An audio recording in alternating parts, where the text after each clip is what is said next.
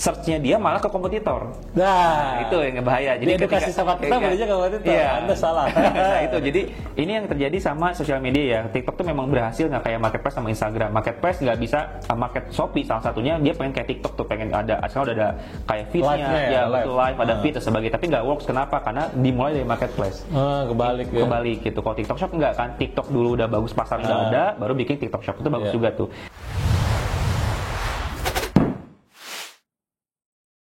Digital marketing ya, jadi ngomongin digital marketing nggak akan ada kelarnya ya, karena sekarang eranya digital dan makin ke tahun itu, tahun ke tahun makin bertumbuh tuh, banyak UMKM yang tumbuh lewat digital marketing.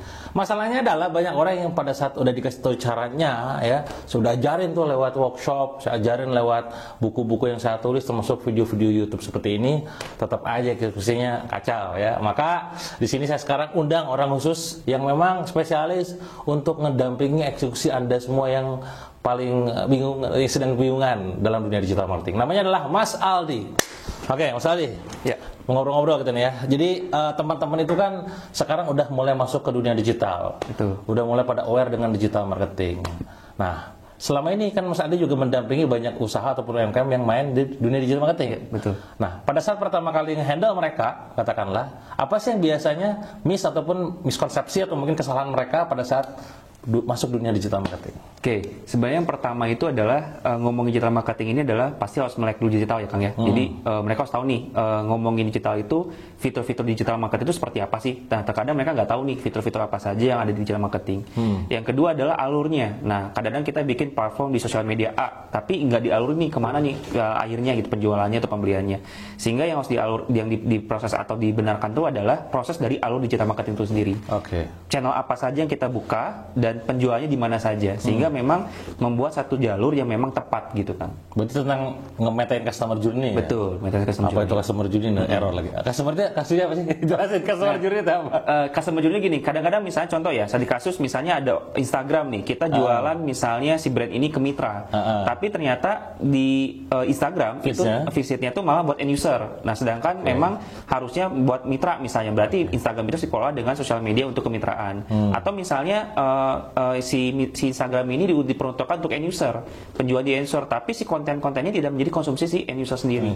Atau bahkan misalnya ada orang yang visit kita audiens Instagram, visit ke profil si brand itu sendiri gitu ya Kang ya. Nah ternyata di dalam situ nggak ada arahan untuk call to actionnya. Dia mau beli nih, tapi nggak tahu kemana belinya gitu. Nah kita harus arahin tuh, misalnya mau beli ke WhatsApp, ke Shopee, ke website atau kemanapun, itu harus diedukasi juga. Bahkan konsistensi pun penting banget. Kadang-kadang kita udah ngasih tahu nih, kita ada alurnya, misalnya bio link Instagram, kita jual ke WhatsApp. Tapi orang nggak ngasih tahu nih WhatsApp itu kemana, bisa chatnya gimana caranya, atau ordernya kayak gimana, atau bisa ada promo atau enggak. Nah itu yang membuat orang-orang tuh suka bingungan dalam journey-nya gitu. Makanya customer journey selalu nih dari mungkin kayak proses AISAS ya, awareness-nya orang tuh dari mana, attention orang tuh dari mana, interest-nya kemana, terus dia mencari tahu kemana, sampai ke take action itu ke arah mana. Nah kadang-kadang orang suka lupa di bagian-bagian tahapan itunya. Gitu. AISAS tuh, catat ya. AISAS. A-nya apa tadi? Attention, interest, searching, search, action, sama sharing. Share. Nah itu penting juga tuh sharing, karena kan zaman sekarang tuh ada namanya UGC itu kan, sistem UGC itu ada user generate content. Jadi orang-orang yang menggunakan produk kita untuk kontennya mereka. Nah itu kan kayak rekomendasi ya, kayak word of mouth lah kalau zaman dulu tuh. Nah kalau sekarang tuh word of mouth lewat sosial media kan. Nah makanya banyak orang yang pengen, kita pengen produk kita tuh di-share sama mereka secara gratis gitu, secara willing gitu buat mereka melakukannya. Nah mereka nggak melakukan aktivitas di situ tuh, misalnya nggak bikin greeting cards, nggak bikin kata-kata yang memang buat mereka untuk sharing di sosial media mereka, di Instastory ataupun di tempat lainnya. Makanya AISAS itu penting banget tuh gitu, sampai orang tuh sampai udah beli terus mereka mau untuk sharing gitu. Oke, kita bedah deh ya, kita ulis satu. A tadi kan attract ya? Iya, attract atau attention? Attract sama attention sama. Attract ini orang. Iya. Berarti dengan apa? Nge-tracknya kita ini kemarin pakai apa? Jadi gini, misalnya kita kasus lagi nih, kita mau di sosial media platform mau mana aja, misalnya mau TikTok, Instagram, Facebook ataupun yang lainnya gitu. Misal contoh Instagram, attraction di sini adalah konten apa aja yang kita bisa kasih ke mereka. Bisa jadi konten di Instagram bisa ngomong iklan, bisa ngomongin influencer, kolaborasi, organik gitu ya, bisa pakai hashtag, pakai reels dan sebagainya. Nah itu adalah 4 konten yang memang kita utamakan untuk mengambil orang tadi, attraction tadi, sehingga orang mau visit nih. Nah jangan sampai kita ngomong attraction hanya konten awareness doang tapi nggak interest. Makanya nanti ada konten pilar, kita bahas konten pilar. Misalnya konten pilarnya adalah salah satunya adalah entertain. Maka si konten entertain itu nggak ngebuat orang untuk pengen tahu aja, tapi mereka pengen cari tahu tertarik tadi, interest tadi, sehingga nanti mereka visit ke Instagram. Nah, masuk interest nih. Ngomongin interest, berarti dia harus ngomongin tentang dia mau follow atau enggak, nge-share atau enggak, nge-save, nge-like, komen atau apa yang lainnya. Oke, berarti dari A itu dia udah masuk ke akun dulu. Betul. Udah buka akun, set Instagram apa misalkan. Nah, itu udah mikirin interest nih. Betul. Apa tuh yang diperhatikan di interest? Nah, di perhatian pertama adalah tadi dia harus melakukan action di situ dulu. Actionnya tadi mau apakah dia mau follow, mau dia like, ada komen atau share. Karena kenapa? Ngomongin Instagram itu sama aja kayak ngomongin pixel website. Anggaplah Instagram tuh kayak website kita lah gitu ya. Sehingga ketika mereka udah follow, visit ataupun like, comment, kita bisa nge-tracking mereka untuk retargeting nantinya untuk melalui aktivitas iklan. Nah, sekarang di interest nih udah masuk ke situ ya. Tadi kita berharap bisa dia nge-like, nge-comment, nge-share. Kalau kontennya shareable, kontennya memang bagus banget buat orang nge-share, maka konten itu bisa dibuat di-share. Atau konten semua dari generalisasi konten si profilnya bagus, maka dia akan nge-follow. Nah, itu kan menambah customer acquisition juga ya, nambah customer baru kayak gitu. Berarti yang menentukan tampilan feeds, betul. Bio Instagramnya, ya, betul. Gitu. Juga historinya udah aktif ya, betul. Follow, historinya nggak aktif. Highlight, makanya fitur-fitur Instagramnya harus dipergunakan semuanya, jangan sampai hanya feed aja highlightnya nggak ada. Atau misalnya bio pun sangat penting ya. Sampai orang mau visit kan dia tahu tujuan profilnya buat apa sih, tujuan Instagram itu buat apa. Ternyata ada di bionya, misalnya jual produk apa gitu, atau bisa produk terbaik di Indonesia. Itu membuat orang semakin interest tadi. Gitu. Nah udah interest nih, pas ngeliat kepo-kepo ke feeds. S yang ketiga apa tadi? Search. Search. Nah, kalau search itu gini, ketika orang udah interest, maka kan dia pengen cari tahu lebih dalam nih, apa sih brand ini gitu, apa sih kelebihannya, apa sih unique selling point-nya gitu ya. Maka kita harus ngasih fitur. Nah, fitur kita mau arahin kemana? Misalnya tadi ke highlight, ke story, ke bio link. Nah, ini penting banget nih. Bio link itu penting banget. Kenapa? Karena bio link di Instagram adalah kita bisa membuat satu pintu untuk berbagai pintu. Nah, di berbagai pintu itu kita arahin. Contoh, misalnya dia pengen dia adalah karakter orang yang pengen beli di Shopee gitu, di marketplace gitu ya. Nah, maka di bio link diklik ada marketplace-nya. Atau dia pengen konsul. Nah, maka bisa langsung ke WhatsApp-nya. Jangan sampai search-nya dia malah ke kompetitor. Nah, itu yang bahaya. Jadi edukasi sama kita belinya ke kompetitor. Anda salah. Nah, itu. Jadi harusnya ketika dia searching ke bio link, ya udah dia bisa tahu di situ. Jangan sampai ini terbatas informasinya. Nah, dia mau ingat brand lain nih. Udah saya search yang di tempat lain. Itu jangan sampai kayak gitu. Makanya kita harus tahu nih penemparan kita mau di mana. Bahkan sampai search ini di bagian Google pun nggak bisa jadi ya. Misalnya, bisa jadi, benar. Bisa jadi gitu. Dia searching di Google, SEO kita nggak ada, ya jadinya malah ke kompetitor. Makanya searching ini adalah peluang memperkecil funnel lagi, itu untuk membuat orang semakin yakin untuk melakukan sebuah action. Gitu. Jadi bisa jadi setelah kepo-kepo di IG, gue kepo di Google, ketik brand nama kita. Betul. Kalau misalkan itu ratingnya jelek, apa jelek bisa jadi gak ya? Iya, betul. Gitu. Pentingnya semua di. Berarti kalau udah A berikutnya tuh A, action tuh beli berarti. Ya, action tuh beli. Berarti dia, beli juga kan ngomongin action itu harapannya langsung ke purchase ya, Kang ya. Nah, makanya kalau kita ngomongin ke website, ke WhatsApp ataupun ke marketplace, sampai mereka add to cart aja kita bisa retargeting lagi. Makanya nanti dari Asis ada lagi tuh ngomongin tentang marketing campaign structure, nanti ada lagi. Nah, jadi kalau mau ngomongin action lagi, kita taruh lagi. Kalau misalnya dia udah nyampe website nih, katakan dia udah nggak beli tapi kayak add to cart. Nah, kita tahu lagi isu. Nah, ini ada apa nih? Apakah momentum, kebutuhan, harga ataupun yang lainnya. Namun ketika dia udah masuk ke website atau ke WhatsApp ataupun ke marketplace, udah ke tracking tuh, harapannya sampai ke purchase. Nah, mungkin pertanyaan gini, Kang. Tadi kan berarti dia mau closingin di mana? Apakah di closingin di website, apakah di closingin di marketplace, ataupun di closingin di WA gitu? Betul. Positif negatif 3 ini apa nih? Maksudnya dengan Indonesia pasar mana yang lebih cocok dengan gua produk fashion, kosmetik ataupun cemilan ataupun itu mana nih yang baiknya gitu? Nah ini menarik nih. Sebenarnya gini, kalau ngomongin tadi kita ngomongin action itu adalah customer acquisition. Ini kan lebih ke ranahnya customer acquisition. Kalau ngomongin customer acquisition, tentu marketplace sudah pasti menang. Karena memang mereka kebiasaan udah brandnya marketplace sudah terkenal gitu, udah user friendly. Kemudahannya. Udah ya betul. Nah tapi jangan sampai kita mentok di acquisition doang, tapi harus sampai ke retention. Artinya bagaimana caranya ketika dia mau beli lagi tuh kedua kali, ketiga kalinya gitu, melakukan aktivitas pembelian selanjutnya. Makanya biasanya dari marketplace diturunin lagi nih funnelnya, apakah kita follow up di WhatsApp, kita arahkan ke website, sehingga tadi ketika dia udah dapat produknya, dia udah lupa tuh untuk belinya di mana. Nah, misalnya kalau marketplace lebih ke percaya ya, ini takutnya bukan original atau palsu. Tapi ketika dia udah percaya beli produknya udah oke, udah suka, nah kita tahu mau nggak order di website, mau nggak di order di WhatsApp, sama aja kok diskonnya dan sebagainya. Sehingga orang udah nggak ngeliat dari sales channelnya, namun dari segi kualitas produk atau dari sendiri. Betul. Kalau dia udah habitnya belinya di app ya gimana? Nah, biasanya gini kan. Kan ada orang-orang kayak gitu kan. Betul sekali. Gua gak lihat brandnya, gua belinya di. Nah, itu nanti akan edukasi lagi biasanya kalau dari misalnya turunan tadi, kalau udah ngomongin acquisition ke marketplace, maka retention aktivitas strateginya adalah melakukan follow up lewat CRM.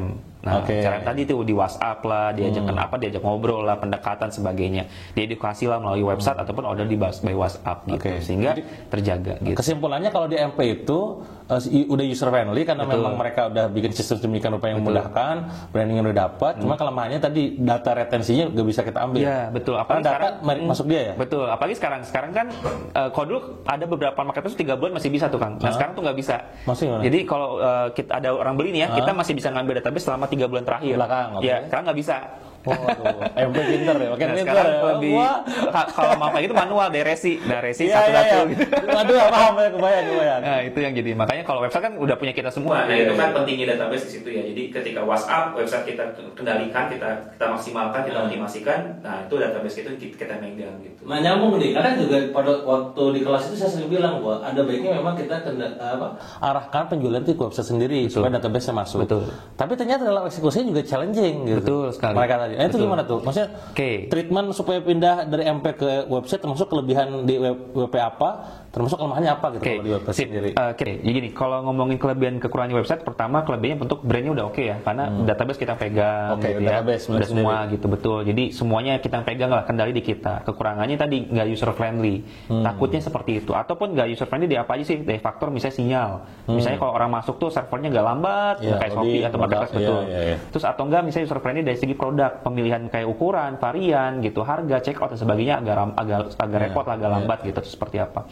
Nah makanya paling penting dalam ngomongin website adalah fitur dari website diperkuat dulu, servernya harus bagus, terus alurnya udah ya betul, terus desainnya udah catching lah, orang udah suka banget. Makanya ada beberapa desain website udah kayak persis kayak marketplace aja, jadi orang kayak terbiasa, betul sekali. Nah selanjutnya adalah bagaimana challenging tadi ya, bagaimana caranya orang mau masuk ke website. Nah pertama biasanya edukasi Kang, itu pasti paling penting, karena kenapa baik lagi ya, marketplace aja dulu kayak gitu ya, ngomongnya download sekarang dan sebagainya. Kita ajak terus mereka untuk konsisten, untuk mengajak mereka edukasikan cara beli di website. Itu yang pertama. Kedua, ngomongin marketplace, baik lagi ya, kita ada biaya admin, biaya layanan. Nah, kita bisa jadi analogikan biaya mereka itu jadikan sebagai promo di website. Sebenarnya bisa juga. Bisa juga, nggak masalah dong sebenarnya. Jadi benar juga sih ya. Biaya yang dikeluarin tiap bulan bisa dipakai buat promo situ juga. Betul. Ongkir juga termasuk, bahkan bisa. Betul. Arveoli kan ngasih diskon tuh, 25% masuk. Nah, kayak gitu. Jadi bisa jadi kan tadi udah diskon semuanya, apalagi. Jadi kalau ngomongin saingan harga bisa banget sebenarnya di website. Tinggal kita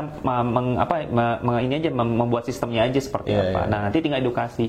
Nah, ngomongin tadi, kalau ngomongin soal customer acquisition ataupun customer website, tentu nggak gampang. Baik lagi karena tadi untuk membiasakan tuh sulit. Makanya, betul, kebiasaan behavior tadi. Nah, makanya kita ngambil dari orang yang sudah terakuisisi sama kita. Tadi udah beli di WhatsApp atau beli di Marketplace, kita kasih edukasi sama tim CRM-nya untuk bisa melakukan pembelian di website. Artinya lebih baik ngedukasi ke customer existing daripada new customer. Betul. Untuk belanja di website sendiri. Karena peluangnya akan lebih besar untuk melakukan pembelian di website. Karena kalau tanya customer kayak, apa nih website gitu kan, bingung sendiri. Apalagi kalau brandnya nggak bagus gitu, maksudnya nggak terkenal.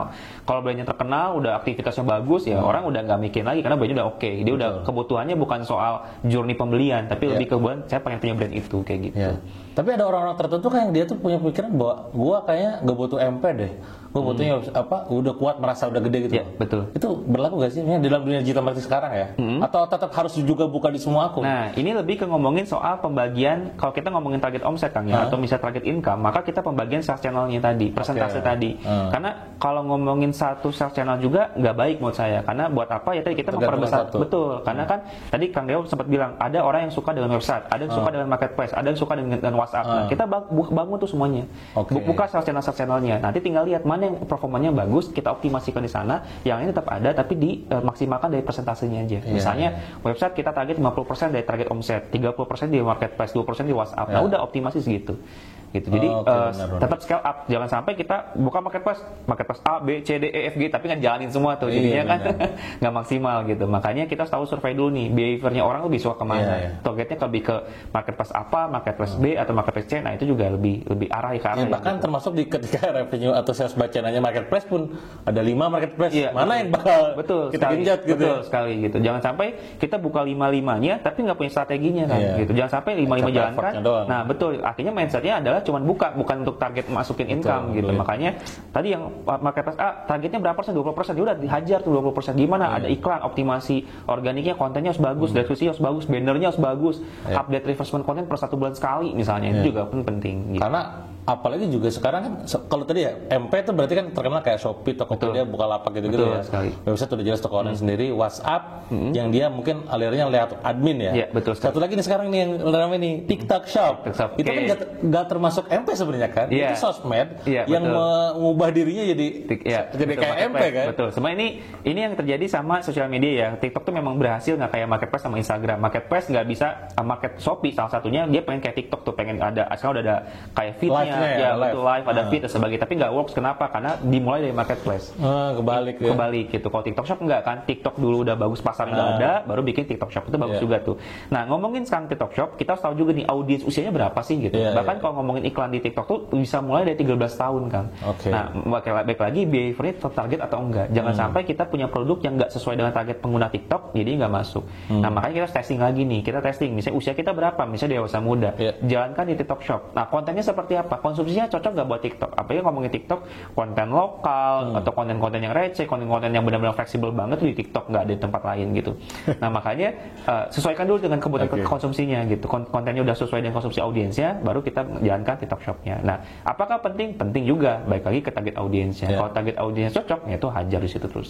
Nah, kelemahan kelebihannya apa di TikTok Shop? Tadi kan MP udah tuh, website udah. Kalau TikTok Shop? Kalau TikTok Shop pertama usianya relatif kebanyakan anak muda kan. Jadi untuk target ibu-ibu bapak-bapak bukan berarti nggak ada pembelian, tapi mungkin akan lebih besar di anak-anak muda. Nah, itu juga penting. Yang kedua, jelas kan ngomongin TikTok Shop, strategi mereka tuh lagi ngomong diskon. Gadis ongkir, potongan 20, 30, 50 ribu, banyak banget diskonnya. Bahkan pembelian pertama untuk orang baru pertama kali beli di TikTok Shop, gede juga tuh diskonnya. Jadi siap nggak untuk bisa menurunkan di nilai harga seperti itu? Profitnya makin kecil dong. Makin kecil gitu. Walaupun memang, nah kelebihannya apa? Kalau itu kekurangannya ya. Kelebihannya adalah salah satunya adalah potongannya lebih murah nih biaya adminnya sekarang. Nggak kayak Marketplace lain. Betul, Marketplace lain kalau biaya nggak tahu ya nanti ya. Tapi nanti kalau sekarang lagi murah nih. Strategi TikTok kan? TikTok sekarang lebih murah. Potongannya sampai 2.000 doang gitu, 2.000 1% doang. Jadi masih murah banget gitu. Jadi orang-orang masih penjualan di situ. Jadi kekurangannya adalah tadi ya ngomongin target usia, kontennya sesuai, produknya relate atau enggak sama keaktifan di TikToknya, audiensnya TikToknya. Kelebihannya lebih ke brandnya ya tadi lebih. Kalau jualan produk mahal itu mungkin nggak? Kalau ngomongin memungkinkan, memungkinkan sangat, karena ada serikas juga, properti sempat laku di TikTok, sempat ada juga. Tapi problemnya, ini penting nih Kang. Kalau kita ngomongin TikTok, beda sama TikTok Shop. TikTok itu adalah audiensnya, audiens sosial media. TikTok Shop adalah sales channelnya. Kan bisa jadi audiensnya TikTok, landingnya ke website. Bener. Landingnya ke WhatsApp. Nah, jadi baik lagi kalau target audiensnya udah sesuai, kita nggak perlu ngadain TikTok Shop-nya, tergantung dengan produk yang kita tawarkan.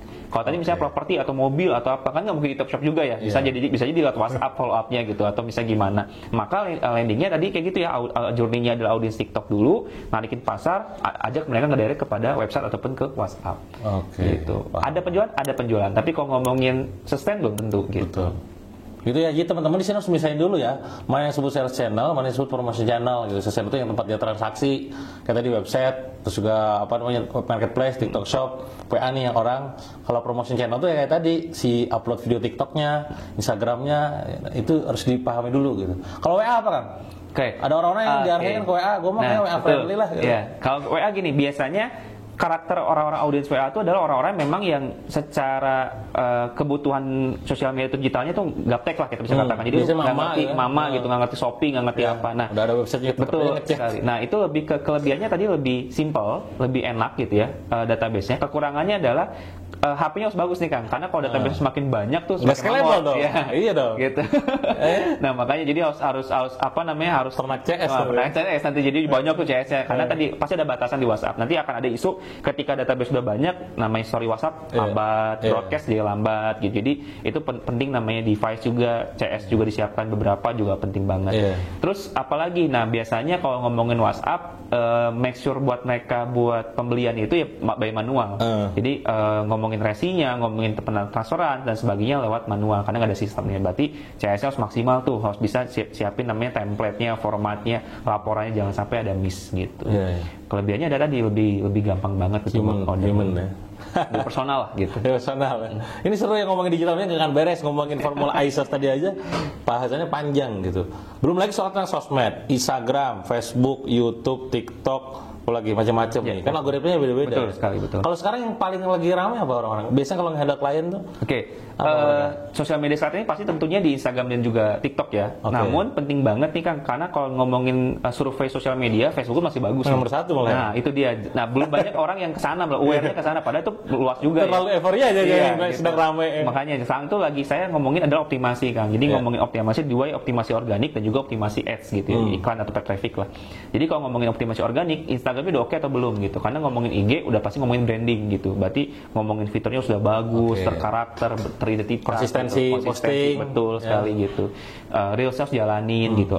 Bahkan sekarang udah lagi rame ya di Instagram juga konten-konten yang bagus tuh adalah tadi kalau nggak reels adalah carousel juga ya. Sharing lah. Ya betul, yang sharing-sharing juga gitu. Jadi walaupun sekarang kemarin ada isu Instagram pengen ke arah TikTok, ternyata nggak juga nih, masih mencoba mencari tahu bahwa konten foto pun masih works gitu, masih berhasil di Instagram. Terus kedua ada TikTok, tentu mereka banyaknya ke TikTok nih Kang. Tapi balik lagi ngomongin TikTok, AISASA sebentar dulu nih. Jangan sampai kebanyakan tadi gini, kita tuh udah sampai FYP, tapi nggak ada penjualan. Nah tadi AISASA udah bener belum gitu? Cuma A-nya doang gitu. Iya, A-nya doang nih. Iya dong, FYP kan A doang gitu. I dan seterusnya. Betul sekali, makanya harus diarahkan lagi ke sana. Nah, makanya selanjutnya adalah optimasi tadi adalah pengembangannya di Facebook sama saya. Berarti Facebook tuh bukan berarti nggak laku Kang. Gitu. Kalau ngomongin WhatsApp, linknya bisa jadi ke Facebook Live-nya. Live Facebook linknya ke WhatsApp directnya. Bisa jadi kan nggak di Instagram. Apalagi live Facebook nggak bisa lama gitu. Bisa long last, bisa repost kemana-mana fanpage gitu. Fitur live Facebook juga lagi bagus karena ada namanya live producer namanya di Facebook. Jadi kita bisa ngelolanya lewat laptop. Gitu. Jadi fiturnya lebih bagus gitu.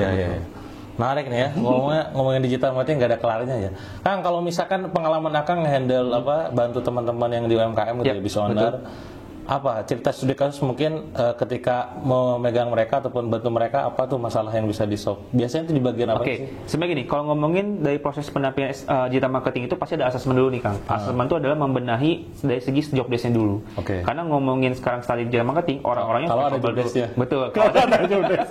Kalau ada job desk-nya. Kalau kita bikin apa ya?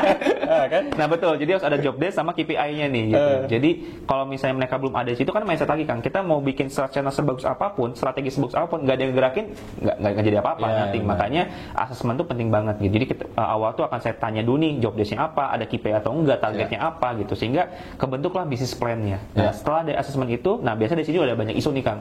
Job desk-nya kadang-kadang ada yang masih berantakan lah, sehingga KPI ataupun targetnya nggak tahu target. Nah, saya bedahin dulu di situ Kang. Oke, ini job desk si A, harusnya kayak gini nih. Caranya gini, targetnya gini. Clear gitu. Semuanya clearkan dulu semuanya. Setelah itu, baru kita pengembangan skillnya.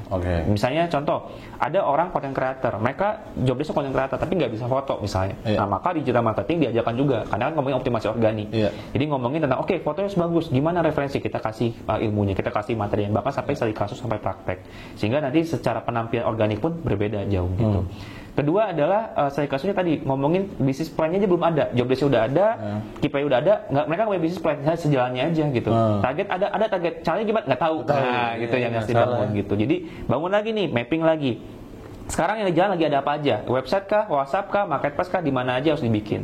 Setelah itu baru kita ngomongin journey-nya, penjualannya gimana, yang lebih bagus di mana. Nah dari situ baru, oh kita di Instagram bagus nih, audiensnya udah rame, followernya banyak, mereka banyak yang nanya, tapi belum ada pembelian. Oh berarti secara iklannya belum oke, atau misalnya edukasinya belum oke, atau misalnya dia followernya belum banyak, tapi produknya bagus misalnya, berarti ningkatin followernya dulu. Nah jadi strategi harus banyak nih, nggak hanya ngomongin sales doang, karena balik lagi kalau kita ngomongin customer acquisition, jangan sampai lupa retentionnya. Nah, ngomongin retention sama acquisition, berarti strateginya harus panjang, nggak hanya ngomongin sales doang. Marketingnya harus dibangun, naikin follower, naikin engagement, naikin orang visit, Instagram, website dan juga sebagainya. Metrik-metriknya clear semua. Betul, metrik-metriknya clear semua gitu. Bahkan sampai di akhirnya sama tim support team ini di DM ini dibangunkan format untuk report weekly Kang.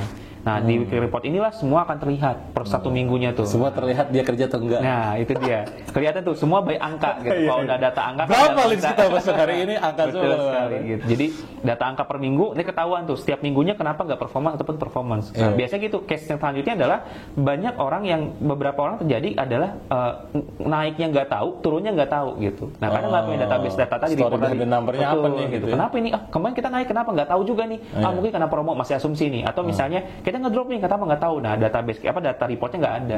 Ketika data reportnya ada, oh ternyata kenapa penjualan turun, followernya turun misalnya. Oh berarti follower itu bisa berpengaruh karena penjualannya juga menurun kayak gitu. Oh misalnya follower follower naik, penjualnya nggak bagus, berarti bisa jadi followernya nggak tepat. Nah, kayak gitu-gitu harus dicari taunya karena by angka tadi, data tadi. Tapi biasanya klien-klien yang dibantu damping itu mereka tuh udah kondisi punya pengetahuan atau masih nol? Rata-rata tahu tapi masih random, nggak terstruktur gitu. Karena makanya kita ngomongin campaign structure aja panjang lagi tuh Kang. Udah kita ngomongin ISAS, campaign structure, awareness tuh ngapain aja sih? Iya, gitu. Consideration ngapain, conversion ngapain? Nah biasanya mereka nggak tahu di situnya, alurnya nggak tahu. Mereka tahu, saya tahu nih jualan tuh kayak gini gitu. Saya tahu cara Instagram gini. Nah tapi alurnya nggak tahu gitu. Nah kayak gitu. Jadi harus dibangunnya adalah bikin alurnya dulu. Ketika alurnya tahu, kita tahu nih mana yang pasar kita, mana yang bukan pasar kita. Jangan sampai kita terjun di kolam yang salah atau kita mancing tempat yang salah. Karena tadi kita udah pakai target, sampai ada satu brand yang saya target audiens apa, nah kita nggak tahu nih target audiensnya siapa, nah itu lebih bahaya kan. Nah itu sendiri satu target audiensnya siapa dulu nih, behaviornya seperti apa, statusnya siapa gitu, sehingga produk yang kita angkat pun nggak hanya ngomongin produk tapi dilihat dengan kehidupan sehari-hari mereka ataupun personal mereka seperti itu. Jadi buat teman-teman semua nih yang sekarang punya tim tapi timnya merasa bahwa kurang gesit gitu ya, kurang sakit eksekusi, nanti bisa kontak Mas Aldi ya untuk pendampingan digital marketingnya. Kan kalau misalkan ads sama organik di zaman sekarang nih ya, di saat semua pada bikin konten yang berlomba-lomba gitu kan, tapi ada juga aliran yang ngapain bikin konten, udah iklan aja. Bener yang mana nih? Nah sebenarnya gini, faktanya, contoh kita kasih lagi ya, di Instagram faktanya cuma beberapa persen, 3-7% itu organik kita kena ke follower. Gue view story aja gue ini kacau gini view story. Tapi follower sejuta yang view cuma berapa puluh ribu ya, jauh ya. Nah tapi bukan berarti organik nggak penting nih kan, karena bahkan fitur Reels pun di Instagram itu untuk organik justru, bukan untuk iklan. Formatnya si Reels itu, aktivitas Reels itu adalah untuk persaingan secara organik. Jadi ngomongin organik tuh harus banget. Kenapa? Bahkan kalau ngomongin iklan tuh bisa berhasil karena organiknya tepat.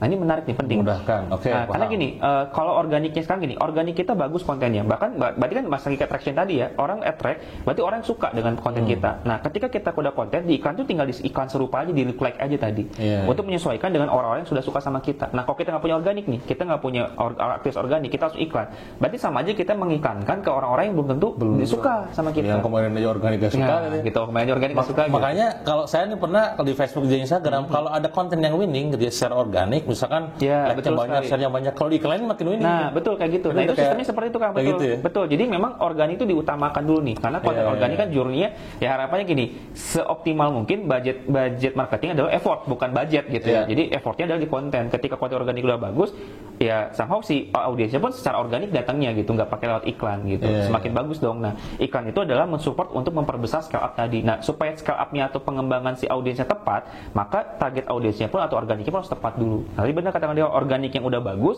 kita boost lagi nih, iklan support lagi pasti bagus kayak gitu. Nah ngiklan budget idealnya itu berapa persen sih dari target?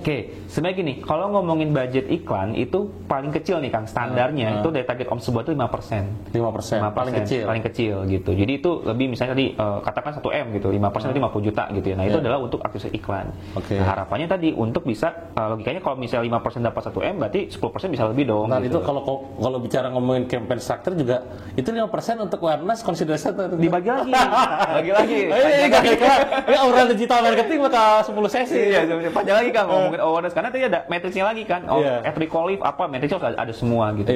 Bahasanya banyak lagi. Nah, itu yang membuat orang jadi terukur ya. Jadi sampai akan menemukan kapan kita berhenti di sini, kapan kita mau scale up kan, kapan kita jalankan atau gimana nya ada tadi di matrix tadi. Panjang itu nanti. Ini nggak kelar ya. Pokoknya kalau ngobrolin tentang organic, ads dan segala macam, pentingnya kalau misalkan main Instagram terus kita bayar endorse atau influencer. Nah ini penting, namanya ngomongin KOL management kan. KOL. Bahkan di support team DM pun kita membagi dua lagi tuh KOL. Ada kalau simpelnya adalah kayak hard selling sama soft selling. Nah kalau di hard selling udah tahu ya, endorse berarti ngomongin produk, call to actionnya langsung gitu ya, atau promo atau apa. Kalau di soft selling itu tadi ngomong di Facebook pun sekarang pun udah mengecat namanya UGC tadi Kang, user generate content. Journey-nya orang, searching-nya orang di Instagram tuh salah satunya adalah karena melihat tag-nya juga, tagging-nya. Banyak orang yang nggak memakai gitu. Karena kan semakin banyak orang yang menggunakan produk social itu, social proof. Ketika orang banyak menggunakan produk itu, ya semakin orang pengen dong beli. Nah, maka aktifkanlah UGC-nya gitu. Nah, ngomongin UGC, pertanyaan adalah mau sampai kapan kita nunggu organiknya kita berjalan untuk UGC. Nah, kalau bisa nggak berjalan di organik, kita bantu di KOL. Caranya adalah kita endorse nih influencer-influencer menggunakan UGC kita tadi. Nggak usah ngomongin endorsement, dia pakai produk kita, posisinya pakai produk kita, dia post di tempat-tempat yang kita request. Captionnya nggak perlu ngomongin penjualan, captionnya ngomongin tentang kehidupan dia sehari-hari aja. Berarti lebih itu ke yang soft sell? Ya betul, soft selling gitu. Sehingga memang lebih menunjukkan bahwa si influencer ini atau orang ini menggunakan produk kita. Betul sekali kayak gitu. Jadi dapat authority-nya, dapat repetisinya juga. Betul. Social proof-nya dapat. Social proof-nya dapat juga, terus dari follower yang cukup banyak. banyak. Tapi dia mau pertanyaannya. Nah, kan kadang ada kalau udah tengil kan influencer gitu. Nah, makanya udah red card, udah aja lo. Levelnya beda ya. Produk dikirim, duit ditransfer. Nah, makanya antara si soft selling atau hard selling, UGC dan juga endorsement ini dibagi dari si tiernya tadi kan. Nah, tiernya mungkin kalau di endorsement tentu ya levelnya makro atau misalnya platinum. Nah, kalau yang ngomongin tier UGC pasti ngomongin nano, mikro. Yang levelnya memang mungkin super produk udah alhamdulillah gitu ya. Betul gitu. 10 sampai 50 ribu follower lah misalnya minimal gitu ya. Nah, itu juga udah oke gitu. Bahkan nggak menutup kemungkinan nih kan pembeli kita pun influencer kan gitu. Nah, itulah bisa jadi konten UGC kita, program UGC kita seperti itu. Ini ada channel baru, ada strategi baru ya UGC. User generate konten. Generate konten. Jadi si usernya yang bikin konten, dimanfaatkan ya, diberdayakan, begitu ya. Oke, tips mungkin buat teman-teman semua yang pengen tips digital marketing yang makin kencang apa kan? Terakhir mungkin. Pertama adalah paling penting dalam sebuah aktivitas branding ataupun marketing itu adalah AISAS-nya dibikin, customer journey harus dibikin. Banyak orang yang membuat awareness tapi nggak berpikir sampai action. Jadi awareness aja itu juga nggak menanggung ya gitu. Makanya penting banget tentukan customer journey-nya sehingga kita tahu kapan kita melihat bahwa ini bukan ranah atau customer kita, mana ini customer kita harus kita follow up. Dari segi AISAS tadi customer journey sudah jelas, maka baru masuk ke campaign structure. Campaign structure biar tepat atau enggaknya adalah dengan cara matrix tadi, bangun matriksnya, bangun targetnya, sehingga ketika udah berupa angka dan kita tahu target angkanya berapa presentasi itu menjadi nilai tolak ukur kita bisa memajukan, kita kembangkan atau kita stop untuk mengembangkan di tempat yang lainnya. Itu penting banget tuh customer journey dan juga campaign structure itu di dalam marketing funnel semua, marketing strategi itu semuanya sih. Dan kalau udah strateginya benar, tinggal eksekusinya ya. Nah kalau Anda eksekusinya bingung ya langsung ya kata konsulting gitu ya. Karena memang kita bikin untuk dampingi teman-teman semua UMKM dan juga business owner agar eksekusi makin top, market top. Banyak juga alumni saya, member saya strategi udah paham, udah ngerti, eksekusinya kacau ya, maka perlu didampingi untuk membuat hasilnya makin lebih bagus lagi. Itu aja mungkin, Mas Adi, makasih ya. Insyaallah kita ketemu lagi di podcast berikutnya.